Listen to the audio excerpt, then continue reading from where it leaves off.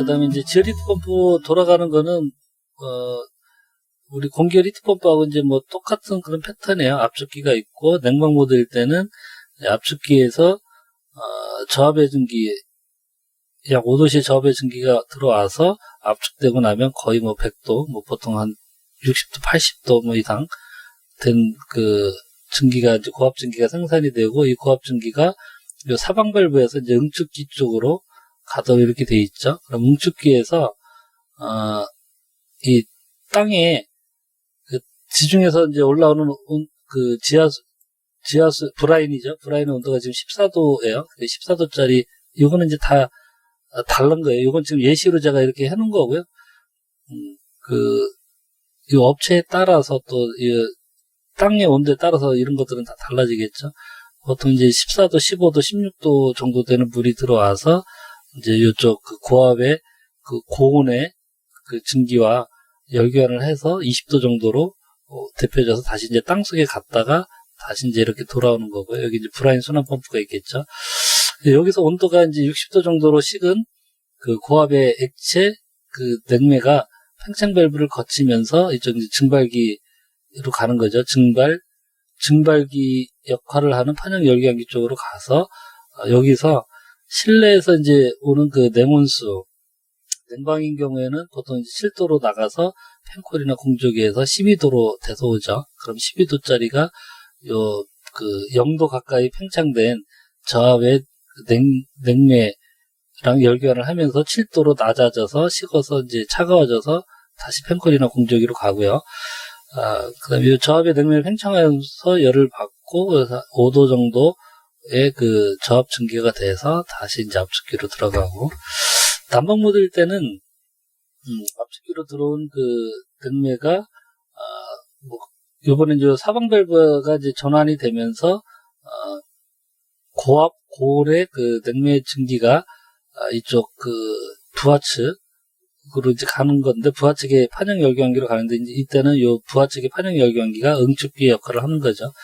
그래서 이때는 실내에서 이제 그 공조기나 팬코일에서 55도로 식어서 온 물을 다시 60도로 데펴서 공급을 하고, 이렇게 되는데, 실제 이게 대부분의 지열 히트 펌프 업체에서는 이게 이제 50도를 잘 안 넘죠. 보통 한 45도에서 50도 정도 사이에서 이제 보통 그렇게 설계가 되고, 뭐 요즘은 이제 일부 업체들이 60도까지, 60도 이상도 된다라고 해서 실제 제품이 나오고 있어요. 그 고온용 그 히트펌프가 이제 나오고는 있는데, 일반적으로는 보통 45도에서 50도 사이로 해서 보통 설계가 그렇게 많이 되고요.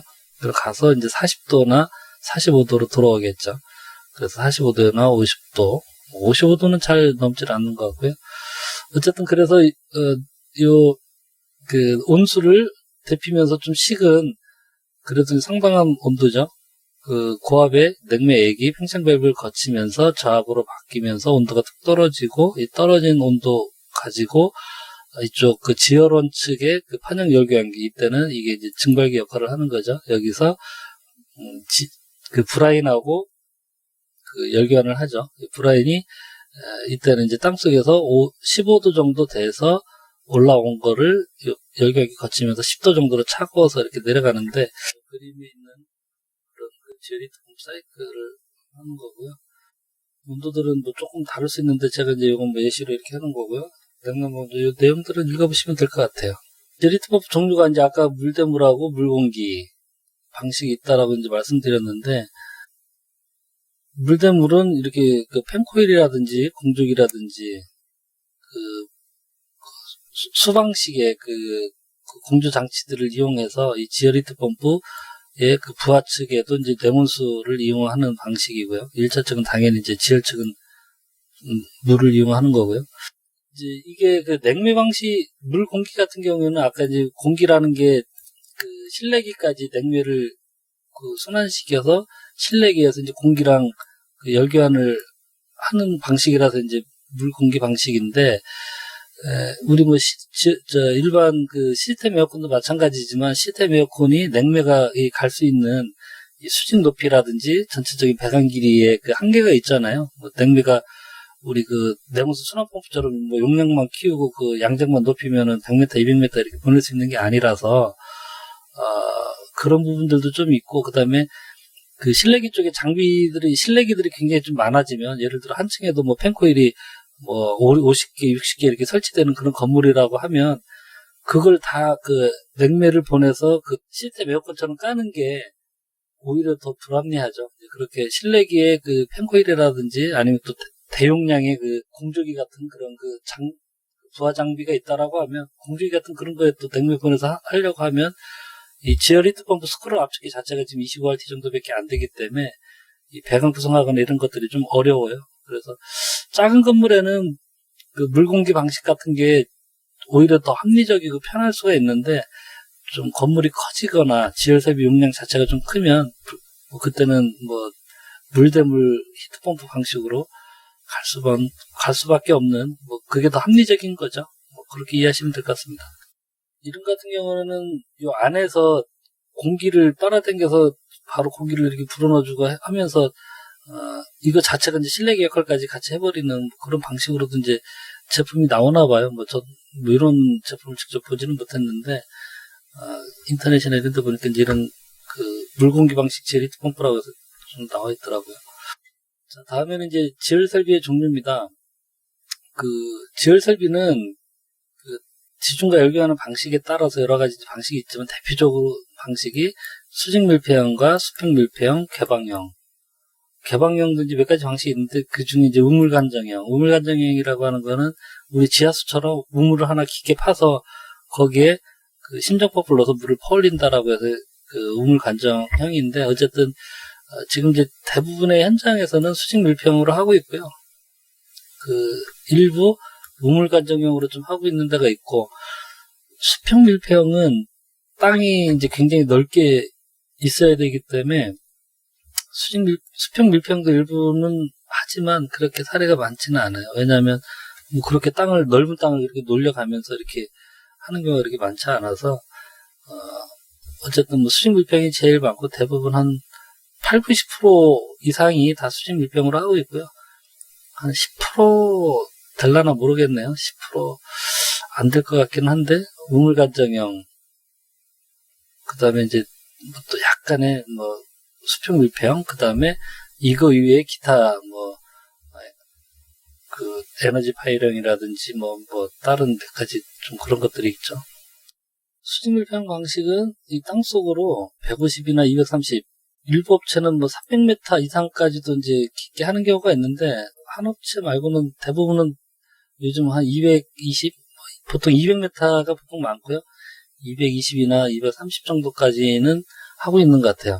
제가 지금 하고 있는 현장도 220m를 팠고요. 220m만큼 그 굴착을 해서 그 안에 파이프를 삽입에 넣는 거죠. 그래서 밑으로 내려갔다가 올라오면서 파이프 안에 있는 브라인이 주위에 땅과 열교환을 해서 지열을 이용할 수 있도록 이렇게 하는데, 어쨌든 이제 구멍을 많이 파야 되다 보니 공사비가 이제 많이 들어가는 게 단점이고요. 그 다음에 대신에 장점은 이 지하의 안반의 상태라든지 뭐 지하수의 수위라든지 이러저러한 지중해 여건들이 변한다 하더라도 간접 이용 방식이기 때문에 뭐 지중해 어떤 상황과 상관없이 안정적으로 그 지열 설비의 운영이 가능한 것이 가장 큰 장점이에요. 그래서 시스템의 안정성이 제일 좋기 때문에 제일 많이 하고 있는 그 방식이고요. 보통 한 공당 2RT에서 3.5RT 정도가 그 용량이 나와요. 요거 한 공당.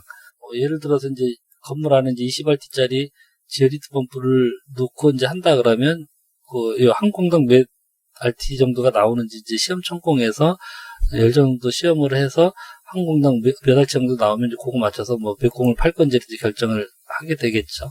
굴착을 할 때는 당연히 이제 지하수법에 의해서 굴착 신고를 해야 돼요.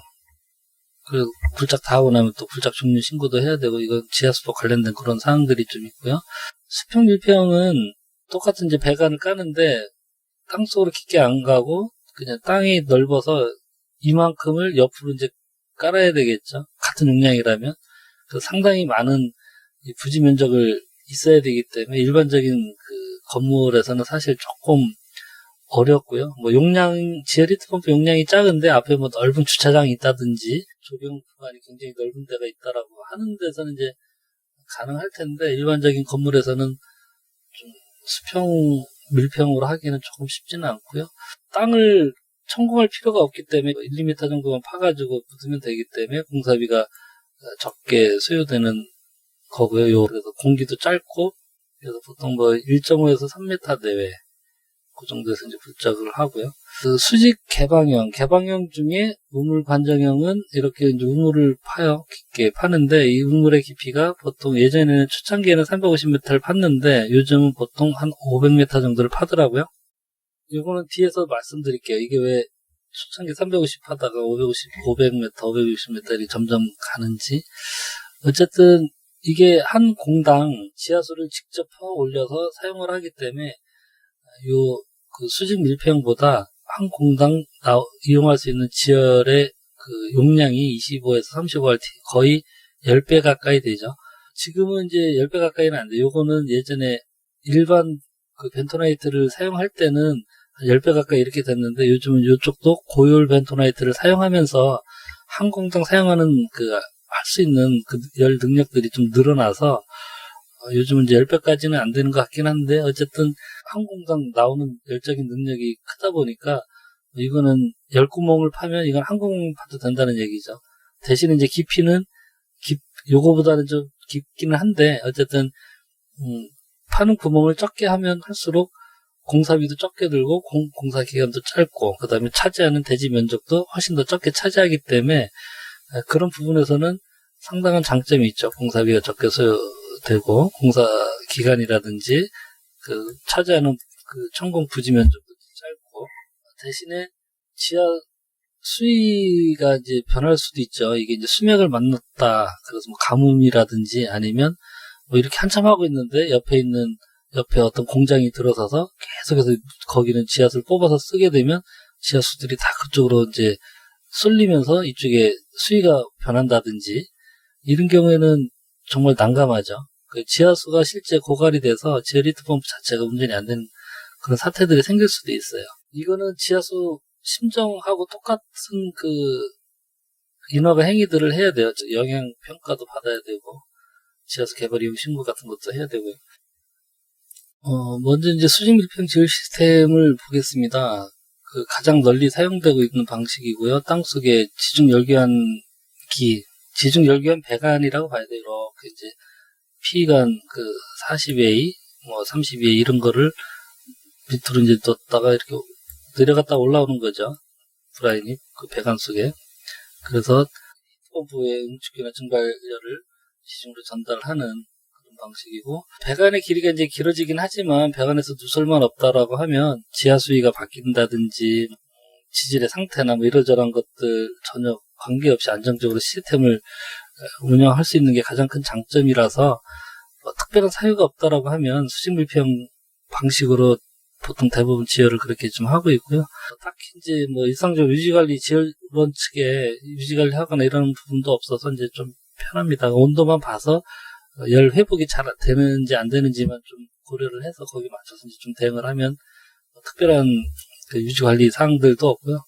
대신에 이제 한 공당 용량이 크지 않으니까 천공 수량이 많아지고 배관 길이가 길어지고 공사비가 많이 늘어나고 대지 면적도 많이 차지하니까 그런 부분에 제한이 있고 또 이제 누수가 발생하면 현실적으로 그 보수가 불가능해요. 이게 초창기에 그 누수들이 많이 좀 생겼는데 이제 융착이나 이런 걸 좀 제대로 못한 경우 그리고 이제 뭐 초창기에는 뭐 품질 관리 시공에 대한 품질 관리 이런 것 좀 잘 안 되다 보니까 이 땅속에 이제 수평 트렌치 배관이나 이런 데서 한번 누수가 생기면 그쪽 조는 그냥 어떻게 유지 관리를 못하죠. 건물 지하에 있는 경우가 대부분이다 보니까 나중에 뭐 그걸 다시 어떻게 파내서 뭘 어떻게 할 수 있는 그런 상황이 아니어서 수직 밀평은 대부분 누수가 한번 발생되면 그 존에 뭐 한 8개 해갖고 그쪽에서 한 30RT 정도, 20RT 뭐 이렇게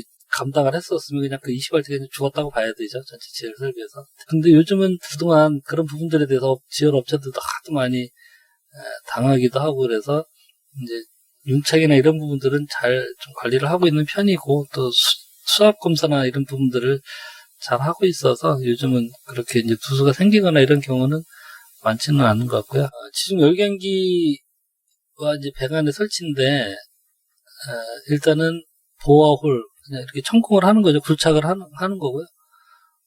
굴착을 해서 그 지중 열기한 배관을 설치를 하고, 배관 설치하고 나서는 그 위에 이제 각각의 그 보어홀에 들어가 있는 지중 열기한기 배관들을 또 쭉 엮어서 이제 건물로 끌고 가야 되니까 수평 매립 배관을 연결을 하고 건물 내 히트펌프나 건물 내 이제 배관들 기계실 배관 설치를 하는 거죠.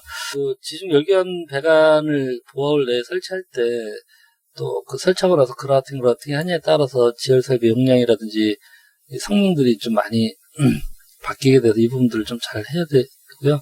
그 보어홀에 들어가는 지중 열기한기 배관은 끝부분이 유밴드로 묶여 있어서 이렇게 내려갔다 이제 올라오는 건데, 요 끝에가 이제 유밴드라고 그러죠. 여기 한 군데 융착하는 부분들이 생기고요. 공장에서 융착을 해서 보통 가져오죠.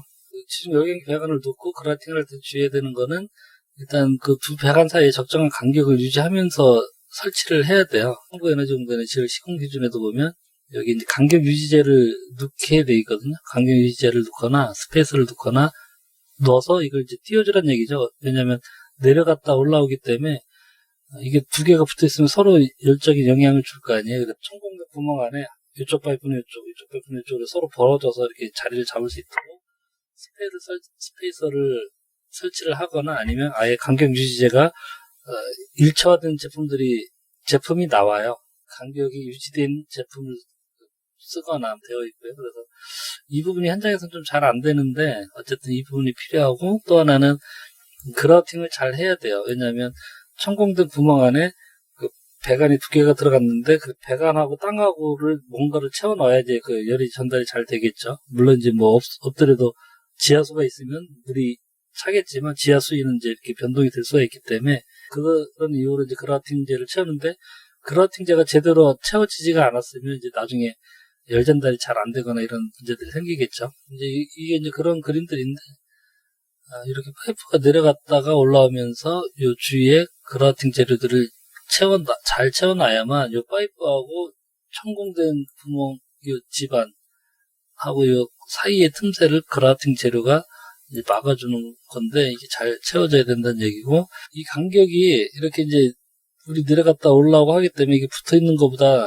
이렇게 붙어 있을 때보다 떨어져 있을 때가 열적인 능력이 11% 정도 향상된다라는 이제 논문 자료가 있어요. 어쨌든 이렇게 붙어 있는 것보다 떨어뜨려 놓으면 한 공당 나올 수 있는 열적인 그 성능이 이렇게 늘어나기 때문에 당연히 이렇게 해야 되죠. 이렇게 설계를 해놓고 스페이서를 안 넣어서 이렇게 해버리면 이만큼 성능이 죽어버리는 거기 때문에, 부족해지는 거기 때문에, 이런 부실 사례가 아직도 굉장히 좀 많아요. 이 스페이스 넣는 게 굉장히 좀 번거로워서, 제가 이제 앞전 그 지열 시공관리 동영상에 보면 이 부분에 대해서 이제 많이 설명을 해놨는데, 그 부분 내용은 참고를 하시면 될 것 같고요.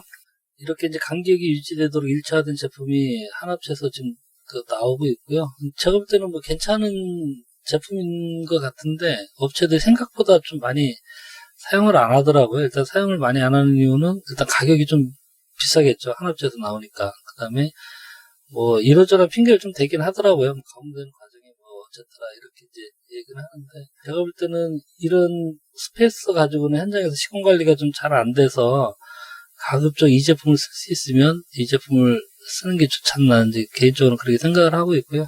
이런 제품들은 나오다가 뭐 거의 너무 번거롭고 뭐 현실적으로 시공이 잘 안 되는 문제 때문에 많이 쓰질 않고, 보통 그냥 뭐 요렇게 됐거나 아니면 요거 반쪽 정도만, 요만큼 한쪽만 있어서 그냥 이렇게 탁탁 껴놓거나 하는 제품들을 많이 쓰고는 있습니다. 많이 써야 되는데 실제 잘 안 해요. 가만히 냅두면 지열업체들이 얼만큼 저걸 성실하게 꽂느냐에 따라서 작업 시간이 확 늘어나기 때문에 자기들로서는 뭐 인건비가 그만큼 계속 늘어나는 거죠. 저 스페이스 한 개 꽂을 때마다 최소 2배 이상 더 걸려요. 이 지열 열교환기 배관 삽입하는 작업 시간이 하루 걸리기 이틀 걸리고 3일 걸리고 한다는 얘기죠. 그러니까 이거 잘 설치하는 게 상당히 좀 현장에서는 잘 안 되고 있습니다. 그다음에 이제 지중 열기관기 배관들을 설치를 하고 나면 이 상부에서 이렇게 엮는 거, 요거를 수평 트렌치 배관. 트렌치 배관이라고 하는 이유는 이 배관을 설치하기 위해서 땅을 요렇게 이제 포크레인 가지고 이만큼을 파고 여기다가 파이프를 이렇게 넣어서 이제 요 천공된 구멍은 이렇게 있겠죠. 그다음 그 안에 들어가 있는 지중 열기관 배관을 이제 이렇게 수평 배관이 가면서 이제 묶는 거죠. 그래서 이렇게 트렌치를 팠다. 그래서 이제 수평 트렌치 배관이라고 보통 그렇게 많이 하고, 배관 연결은 이렇게 하는 경우는 없습니다. 거의 없고 다 리버스 리턴 방식으로 하죠. 왜냐하면 이렇게 해야만 많은 구멍을 동시에 연결할 수가 있죠. 보통 이제 8개에서 16개까지 보통 그 정도 선에서 수평 트렌치 배관으로 연결을 하는데, 그렇게 이제 많은 숫자를 연결을 할 때 이렇게 직렬 방식으로 해버리면 유량이라든지 뭐 이러저런 부분들이 잘 되질 않아서 대부분은 이거는 현실적으로 좀 6개나 8개나 16개를 가게 되면 이 사이즈가 굉장히 커지거든요. 80A나 뭐 100A 뭐 이렇게 가기 때문에 이거를 100A짜리를 계속 이렇게 가면서 뭐 80, 60 줄어들더라도 이렇게 할 수가 없죠. 뭐 그냥 다 100A나 80A가 가야 되니까 이 수량이 많아지면 이거는 현실적으로 안 되는 방식이고요. 이건 작은 거일 때는 뭐 몇 공, 두세 공일 때는 뭐 이렇게 할 수 있겠지만, 용량이 웬간이 되는 지열 설비에서는 대부분 다 이 리버스 리턴 방식으로 하고, 그 다음에 이제 이것도 각 존별로 균등한 유량 분배가 되도록 정유량 밸브라든지 어떤 유량 조절할 수 있는 장치를 둬야 돼요. 이게 이제 초창기에는 뭐 이런 거 설치도 안 해서 그런 경우도 많았는데, 불과 제가 지금 요 앞전 현장에서도 업체가 설계에 이게 없다고 안 하려고 하더라고요. 근데 이 구멍이 수십 구멍, 수백 구멍이 되는 거를 리버스 리턴하고 여기서 이제 헥타에서 이제 이렇게 뭐 다른 종 거랑 해서 이제 헥타에서 이렇게 묶여 있겠죠. 헥타에서 묶여 있으면 이 헥타에서 이 배관의 길이가 상당히 많이 차이가 나는데 균등하게 또 갈 수가 있겠냐고. 그래서 각 존마다 정유량 밸브를 최소한 달든지 아니면 뭐 포커 밸브는 다른 유량 조절할 수 있는 장치를 달아야 되는데, 일단은 최소한 정유량 밸브는 달아야 되고, 이것도 저는 이제 복합 밸브를 좀 다는 게 좀 바람직하다고 봐요. 나중에 기회가 있으면 제가 다른 동영상에 설명을 하려고 하는데, 왜냐면 정유량 밸브를 달아놓으면 예를 들어 이제 존이 뭐 한 존, 두 존, 세 존, 네 존, 다섯 존이 있어요. 지열 용량에 맞춰서 이제 그렇게 됐겠죠. 그 지열 히트 펌프가 다 돌아가면, 다섯 존에 해당하는 히트 펌프가 다 돌아가면 다섯 존의 펌프가 다 돌아서 다섯 존에 균일하게 가겠죠. 왜냐하면 정유량 밸브가 있으니까. 하지만 지열 히트 펌프가 두 대만 돈다, 다섯 대 중에 두 대만 돌아서 펌프 두 대만 돈다라고 하면, 그럼 펌프 두 대 도는 게 요 다섯 존에 5분의 1로 해갖고 균등하게 분배가 되느냐? 안 되죠. 안 됩니다. 왜냐면 정유량 밸브는 최대 유량만 제어해주는 밸브잖아요. 그 유량이 차야 이제 그 이상을 넘어가지 않도록 스프링 힘 가지고 이렇게 제어를 해주는 그 밸브이기 때문에 그 유량보다 적은 유량이 흐르면 유량 제어가 잘 안 돼요. 물론 이제 어느 정도는 되겠지만, 그래서 만약에 이제 펌프가 5대였었는데 2대만 돈다 그러면 이게 다섯 존에 정유량 밸브가 설치되어 있더라도 5분의 1로 균등하게 물이 흘러가는 게 아니라 가까운 쪽에 마찰 저항이 적게 걸리는 데는 일단 물이 좀 더 많이 흐르고, 마찰 저항이 많이 걸리는 쪽에는 유량이 좀 적게 흐르고 하면서 그런 부분이 생기겠죠. 그렇게 되면 결과적으로 여기서 펌프가 한 개라도 돌게 되면 가까운 쪽에 있는 쪽에는 물이 항상 많이 흘러요. 항상. 그래서 여기 이제 전동 밸브 같은 거를 설치를 해서 펌프나 지열히트 펌프 가동되는 대수에 맞춰서 이거를 좀 교대 운전을 좀 해줄 필요가 있다고 봐요. 이쪽에 가까운 쪽에만 계속해서 열이 축적되고 물이 계속 유량이 집중이 되기 때문에 한 대를 돌면 일단 무슨 가까운 데는 일단 뭐 물이 계속 흐르겠죠. 그러니까 이제 뭐 가동을 한 대, 두 대 할 때는 뭐 이쪽에 열어서 좀 했다가 뭐 반나절 후에는 뭐 이쪽 거 열고 이쪽 거 닫고, 그래서 그렇게 교대 운전을 시켜준다든지, 이쪽 지열존 쪽에도 그 유량의 교본 운전에서 이렇게 흐르는 방향을 바꿔주기 위한 전동 밸브가 반드시 필요하다고 저는 생각을 하는데, 뭐 지원업체들이 아직 거기까지 그렇게 설계 반영하거나 그렇게 적극적으로 하는 업체들은 없어요. 어쨌든 뭐 제가 가는 현장은 앞에 현장이나 지금 현장이나 이렇게 전동배부를 설치를 하긴 했는데 다들 처음 해봤다고 그래요. 다른 데서는 그렇게 한 번도 안 해봤다고 그래서. 그 다음에는 이제 그라우팅입니다. 그라우팅은 그 천공된 그 볼 안에 배관 사이에 이제 채워넣는 작업을 그런 걸 채워넣는 거를 이제 그라우팅이라 하고 토목이나 이런 데서 이제 그라우팅이라고 많이 하죠. 거기 채우는 재료를 보통 이제 벤토나이트를 채우고요. 요즘은 예전에는 이제 벤토나이트하고 이제 물하고 섞어서 이제 많이 했는데 요즘은 실리카 샌드도 같이 섞어요. 실리카 샌드가 열 촉진제. 그러니까 실리카 샌드는 모래고 벤토나이트는 열 전도율이 별로 안 좋은 재질이에요.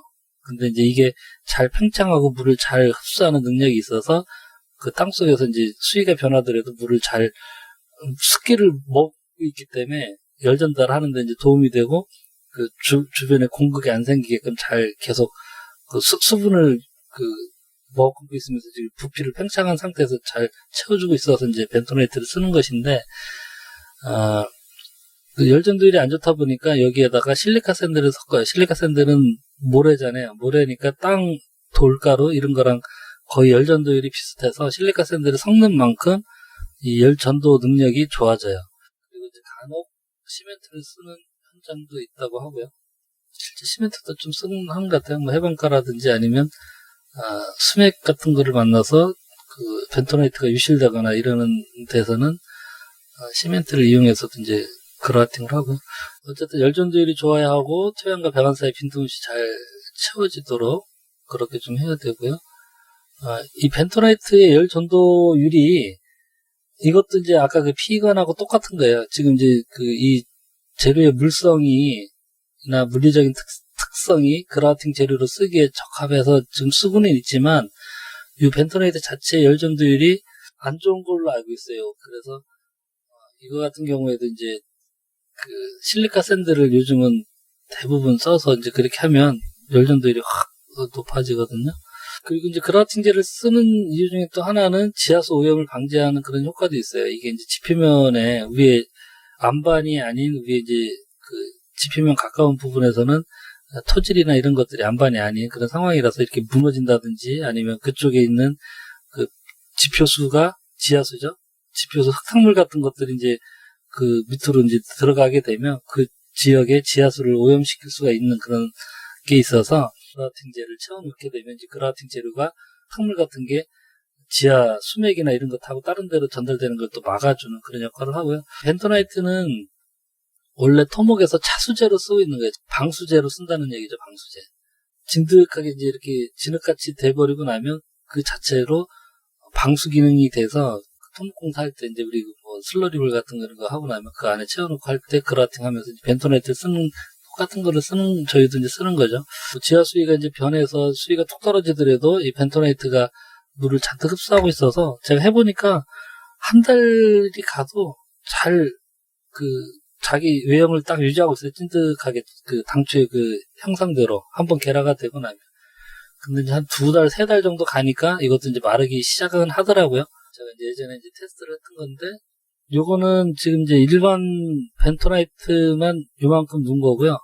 이쪽에는 일반 벤토나이트에다가 고온 모래, 뭐 실리카 샌드까지는 아니었고 그 당시 제가 이제 테스트 하느냐고 미장용 고온 모래를 요만큼을 이제 넣은 거예요. 그래서 벤토나이트는 똑같은 벤토나이트 양에다가 이쪽에 모래만 더 넣고 나중에 이거 그 팽윤을 시켰을 때 물을 넣어서 이렇게 부피가 늘어나도록 했을 때 어떻게 되는지 좀 비교해 보려고 했던 건데 물을 이렇게 이제 똑같이 넣은 거죠. 물을 똑같이 넣었더니 이게 이제 이렇게 쭉 올라오고 이것도 올라오는데 나중에 결과적으로는 양이 똑같아졌어요. 똑같아지는 이유가 요 모래 사이사이에 벤토나이트가 팽창을 하면서 그 사이를 그냥 공극을 채운 거죠. 그래서 전체적으로는 이렇게 거의 같은 부피가 이제 됐고요.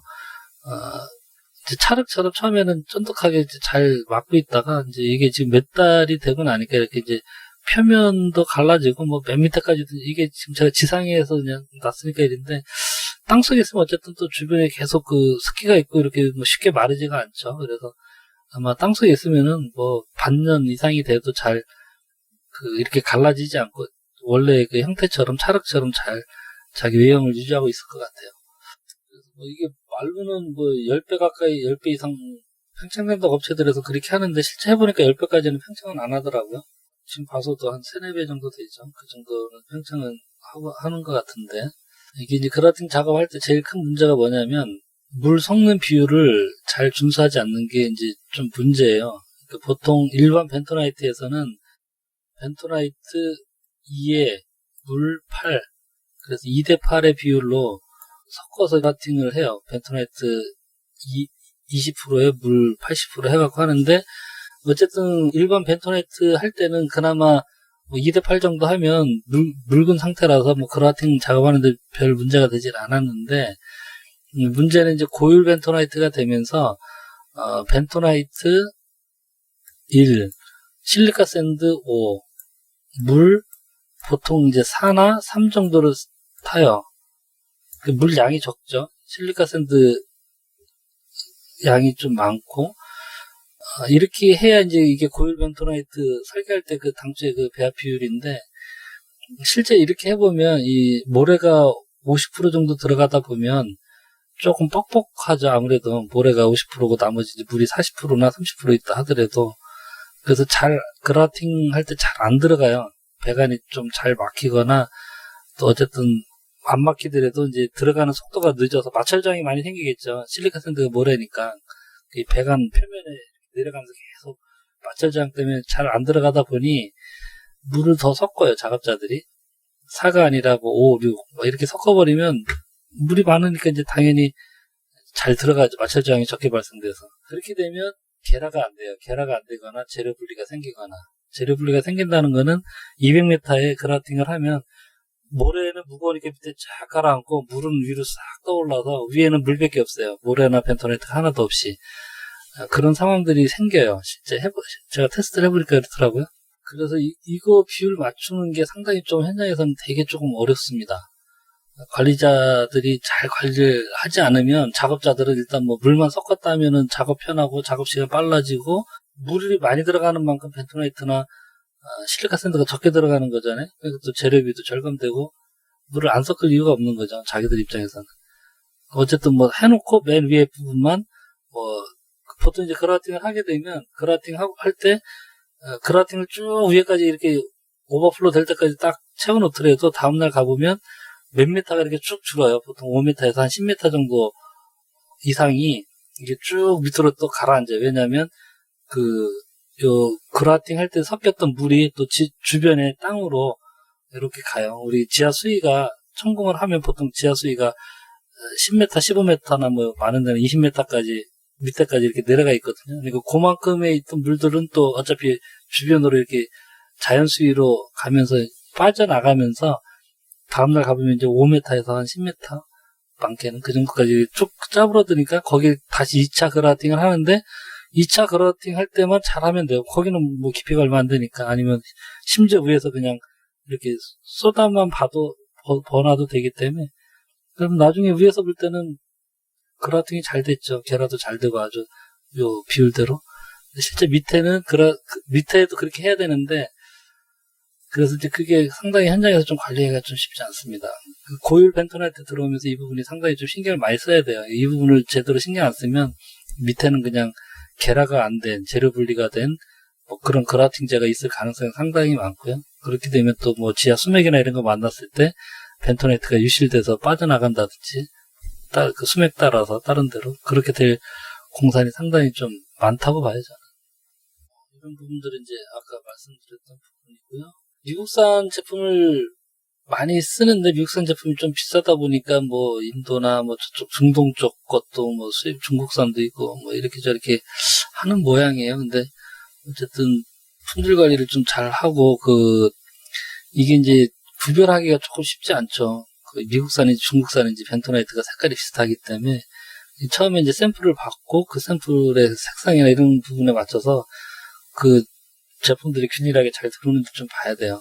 뭐 벤토나이트 업체가 미국산이 비싸니까 미국산은 이제 뭐 예를 들어 한 100톤 있고 뭐 중국산도 또 어디 뭐 별로 안 따지는데 또 중국산 납품하려고 중국산도 100톤 있다라고 하면 우리 현장은 미국산으로 받아놨으면 미국산 제품이 계속 들어오도록 잘 확인을 계속 해야 되겠죠. 그런 걸 하기 위해서 이제 색깔을 본다든지 아니면 계속해서 자재 들어올 때마다 샘플을 수거를 해서 그 결합되는 상태나 물성이 당초 거랑 똑같이 계속 잘 나오는지를 좀 봐야 되고요. 이 벤토나이트가 그냥 단순하게 그냥 그 벤토나이트 원석을 뭐 가루로 만들어 그걸 그대로 이제 납품하거나 뭐 이러는 게 아니라 거기에다 그 첨가제들이 좀 들어가요. 그거 평균되거나 뭐 유동화제라든지 뭐 다른 어떤 몇 가지 혼합물들이 이제 들어간다고 하는데, 그래서 업체에서도 이제 그게 뭐 레시피를 하더라고요. 그래서 그 고율 벤토나일 경우에도 이제 물의 혼합률이 1대5 대 4냐 1대5 대 3이냐 또는 벤토나이트가 미국산이냐 뭐 중동산이냐 중국산이냐에 따라서 그 안에 넣는 그 양의 그 혼합하는 그 비율들을 조금씩 다르다고 하더라고요. 그거는 이제 제가 지열 그 시공 관리 그 동영상 그 내용을 좀 참고를 하시면 될 것 같아요. 그쪽에서 좀 설명을 해놨으니까요. 또 하나는 이제 벤토나이트나 뭐 이런 실리카 샌드에 대한 유해성에 대한 평가가 조금 없는 것 같아요. 이 부분에 대한 일단 기준도 없고요. 시험할 수 있는 방법도 마땅히 없는 것 같아요. 뭐 이 벤토나이트하고 그 실리카 샌드 이쪽에 들어가는 것도 뭐 똑같이 우리 이제 위생안전 기준에 따른 그 KC 인증을 받도록 하면 될 것 같긴 한데, 아직 그 부분까지는 그렇게 규정이 되어 있지 않아서 열기관 파이프까지는 그 수도용 피관을 쓰도록 KC 인증 받은 제품 쓰도록 그렇게 되어 있는데, 벤토나이트나 실리카 샌드에 대해서는 지금 KC 인증이나 이런 부분에 대한 내용이 없는 걸로 알고 있습니다. 그 부분도 제가 볼 땐 조금 보완이 좀 필요하지 않나 싶어요. 그래서 시멘트를 넣는 경우도 있고, 뭐 어디는 뭐 자갈 같은 걸 넣는 경우도 있고, 그래서 수맥을 만나서 계속해서 뭐 시멘트를 넣어도 유실이 되고 그러면 방법이 없겠죠. 그래서 뭐 이렇게 세석 같은 것도 채우거나 뭐 이렇게 하는 경우도 있기 때문에 어쨌든 그런 그라우팅제나 충진제에 대한 규정도 조금 필요한 것 같긴 하고요. 요거는 이제 그 벤토나이트에다가 열촉진제가 열을 잘 전달할 수 있는 어떤 매개체, 촉진할 수 있는 재료인데 주로 실리카 샌드죠. 뭐 실리카 샌드 말고 자갈이 될 수도 있죠. 예전에 자갈 섞어서 하는 경우도 좀 있었는데 요즘도 일부 업체는 그렇게 하는 경우도 있고, 해안가나 뭐 또 유실이 수맥을 만나서 이제 유실이 많이 되는 그런 데는 또 실리카 샌드 대신에 자갈을 넣어서도 하는 걸로 그렇게 알고 있고요. 이 혼합 비율이, 요거는 이제 제품명입니다. 실리카 샌드를 전체, 물, 벤토나이트, 실리카 샌드 섞은 전체 중에 실리카 샌드가 몇 프로가 들어갔느냐에 따라서 하나도 안 들어갔을 때보다 들어갔을 때가 보면 똑같은 제품이라도 열 전도율이 다 좋아지죠. 이렇게 다 실리카 샌드를 많이 섞으면 섞을수록 무조건 열 전도도는 좋아질 수밖에 없죠. 벤토나이트보다 실리카 샌드가 열 전도도가 2배 이상이 좋은 걸로 알고 있어요. 그래서 하여간 상당히 이렇게 좀 올라가고요. 시멘트로 하는 경우에는 그 압력이 심한 곳이나 유동이나 변화가 심한 곳, 뭐 폐쇄지대나 그다음에 염분이 검출되는 지역이나 뭐 이래저래 하는 데서는 벤토나이트 대신 이제 시멘트로 해서 이제 하는 경우도 있다. 고율 벤토나이트, 고율 그라우트가 이제 여태 말씀드렸던 그 실리카 샌드를 섞는 경우, 또는 이제 쇠석, 자갈이죠. 콩자갈 같은 그런 걸 섞는 경우인데, 이것도 이제 제품명이에요. 두 가지를 비교해 봤을 때 실리카 샌드를 하나도 안 섞었을 때보다 50% 섞게 되면 보면 여기 이제 열 전도도가 0.76에서 1.6, 0.84에서 1.73으로 뭐 거의 뭐 2배 이상이나 2배 가까이 좋아지죠. 그렇게 되면 그 열교환기 배관의 길이를 있을 때 이제 100이라고 봤을 때 72%나 70%까지 줄일 수 있다는 얘기죠. 그래서 열교환기 배관이 이렇게 줄어들게 되면 천공을 100공 팔 거를 70공이나 72공 판다든지 아니면 깊이를 뭐 100m를 할 거를 이제 70m만 해도 되니까 그만큼 어쨌든 공사 기간이나 공기나 또 차지하는 대지 면적이나 이러저러한 부분들을 많이 좀 줄일 수 있는 그런 장점이 있는 거죠. 그래서 요즘 고율 벤토나이트를 더 많이 사용하는 것 같아요. 아직 뭐 일반 벤토나이트 쓰는 경우도 있긴 한데,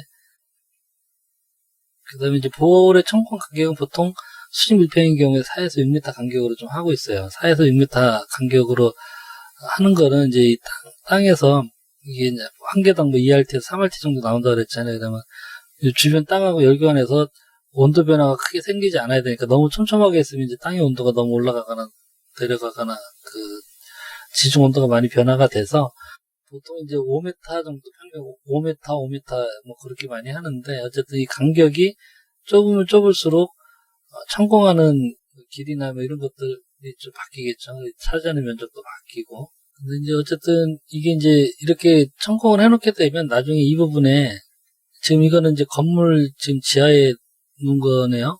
건물 지하에 놨는데 뭐 예를 들어 이제 여기는 건물이 없는 데라서 이쪽에다 이만큼 파놓게 천공을 하게 되면 나중에 이 땅에 어떤 뭐 지하 구조물이 들어간 건물을 짓기는 조금 어렵죠. 지상만 사용한다면 상관은 없겠지만 지하를 파다 보면 또 지열배관 이것들을 다 끊어 먹어야 되기 때문에 이제 건물 사용하는 데 있어서 이제 지하층을 둘 수 없는 그런 건물만 사용할 수 있는 그런 좀 제한 상황이 생겨서 어쨌든 일단 보통 공사할 때는 최대한 자기 건물 지하에 넣을 수 있으면 그렇게 넣으려고 보통 그렇게 하죠. 프라이는 아까 말씀드린 대로 이제 부동액이고요. 보통 에탄올을 많이 쓰고요. 이것도 그 환경부에서 쓸 수 있는 그 부동액의 종류를 지정을 해놨어요. 몇 가지 종류로. 근데 대부분 지금 에탄올을 쓰고 있고요. 약 12%에서 15%, 16% 정도 사이. 그렇게 되면 이제 지열 이온기 기준은 마이너스 영하 6도 이하에서도 얼지 않도록 이렇게 돼 있어서 지금 보면 이제 16% 정도 섞으면은 마이너스 9도, 12% 정도 되면 마이너스 이제 6도 이렇게 되는 거죠. 혹시나 이제 누설되더라도 환경적으로 무해해야 되기 때문에 이제 뭐 그렇게 환경부에서 지정을 해놓고 있는 거고요. 수직 밀폐는 이제 천공기 가지고 천공을 하는 거고 200m나 이렇게 파고 나서 요 굴착된 부분에 이제 지중 열교환 배관을 넣습니다. 그래서 이렇게 내려갔다 이제 올라오는 두 가닥이 이렇게 안에 들어가 있고 맨 끝에 유변들은 이제 돼 있는 거죠.